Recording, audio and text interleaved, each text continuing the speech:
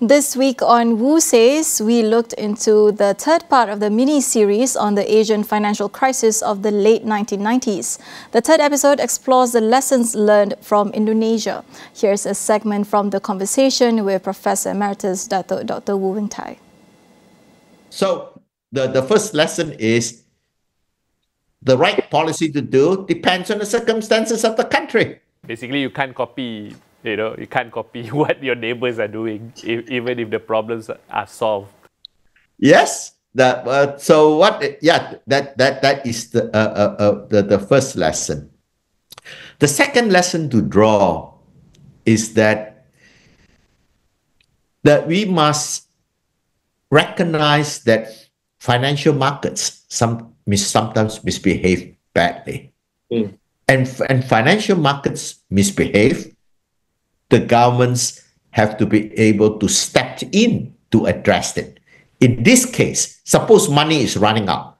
Malaysia stopped it with capital controls.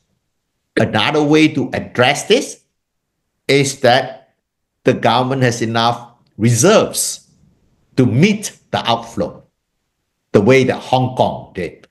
So how do you have enough reserves? That's why a regional bank is exceeding a regional financial fund, like Asia Monetary Fund, would have been very important, because we can afford to pool the reserves of all the ASEAN countries together, and now the Chinese, Japanese, and Koreans have joined in. We have enough reserves to be able to defend the currencies of ASEAN. So the second important thing is it has enhanced regional cooperation in ASEAN, because we recognize that the economic disease could spread from country A to country B, which we recognize again during COVID-19. Yeah, clearly. And that is a bit more literal, right? Literal. Yeah, exactly.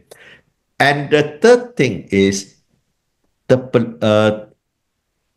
political institutions really matter. If an economic crisis were to precipitate a political crisis, then the consequences of that economic crisis will be much more severe than a country that did not experience a similar political meltdown.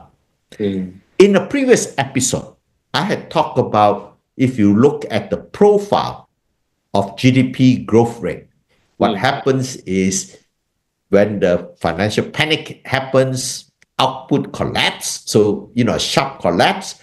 The moment the panic is over, there's a quick recovery. So there's a big V shape. In the case of Indonesia, it was a long, drawn-out U shape.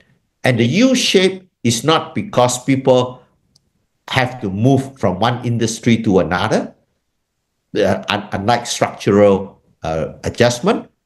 The U shape is because of the political fight that was happening in the country. And political instability naturally produces low economic growth. Catch the full conversation on AWANI International and across our social media platforms.